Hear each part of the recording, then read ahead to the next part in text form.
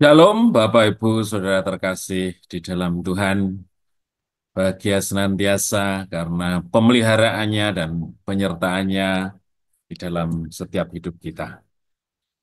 Pada pagi hari ini, saya akan menyampaikan firman Tuhan dengan judul Pembelaan Tuhan. Nah, Bapak Ibu Saudara, kita sudah mengenal bagaimana Allah yang kita sembah itu adalah Allah yang setia. Tapi ternyata kesetiaan Tuhan itu tidak bersifat pasif.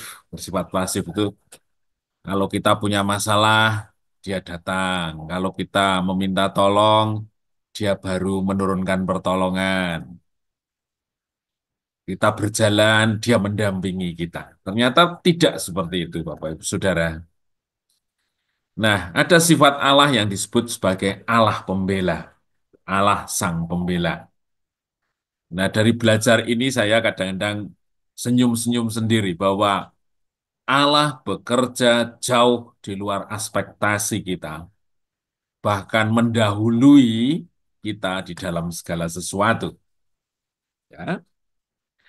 Nah, yang disebut membela itu seperti apa?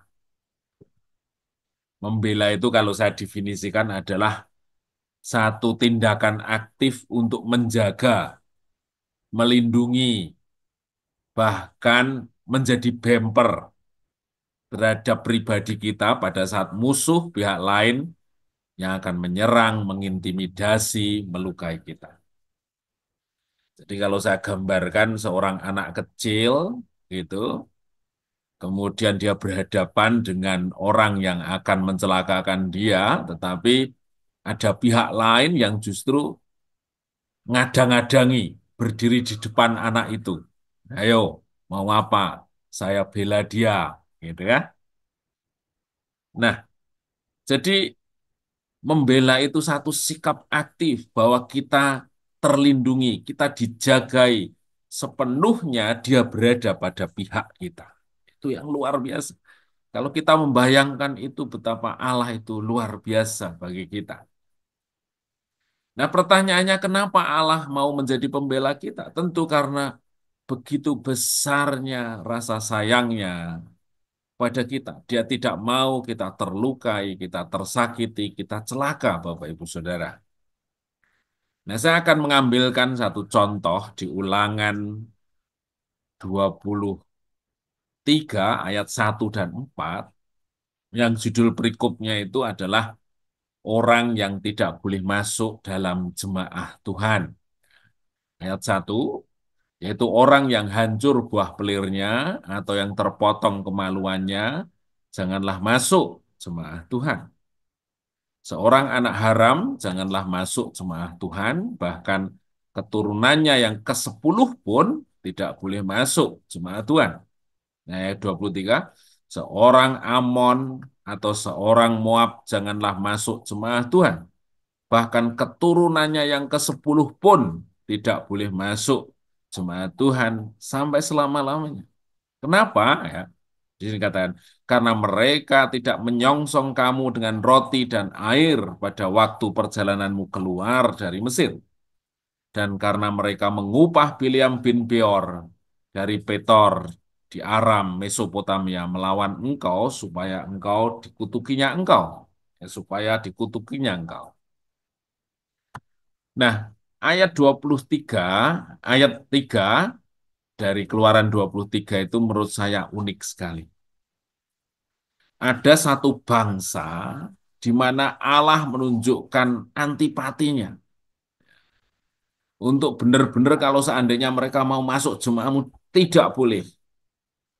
Bahkan sampai keturunan yang ke-10 pun tidak boleh masuk dalam kumpulanmu, jemaah Tuhan yang hidup. Jadi menunjukkan bagaimana antipatinya atau penolakan Allah terhadap bangsa Amon dan Moab. Dikatakan bahwa bangsa ini selevel atau setara dengan anak haram di mata Tuhan.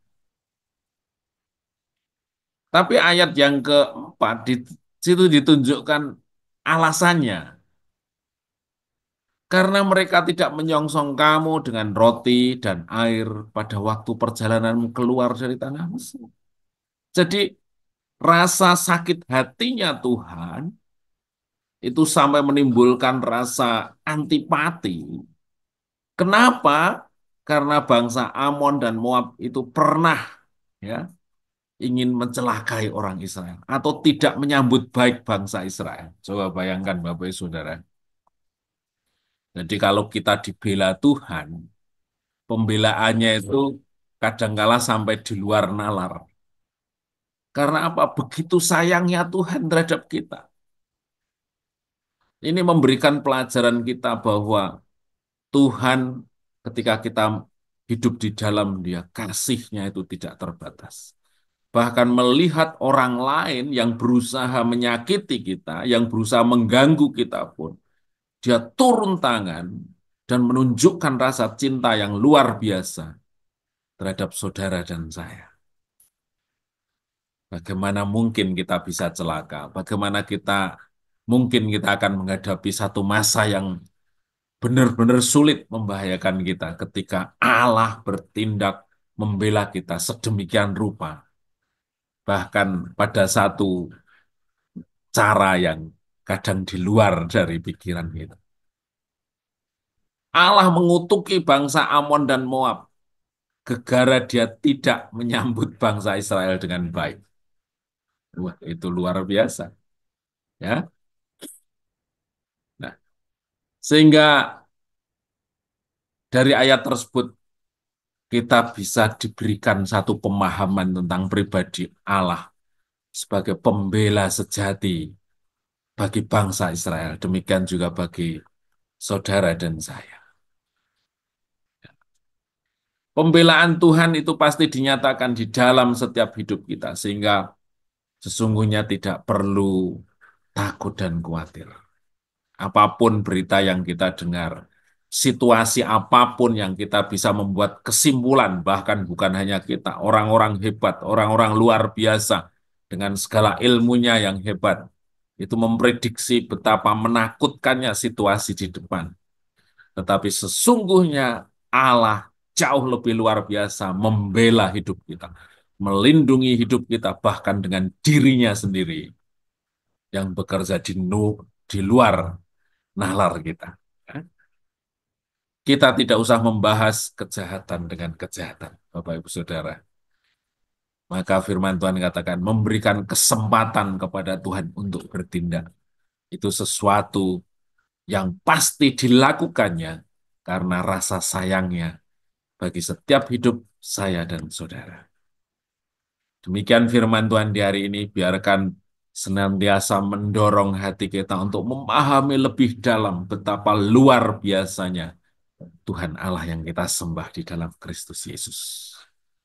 Terpujilah nama Dia, mari kita berdoa.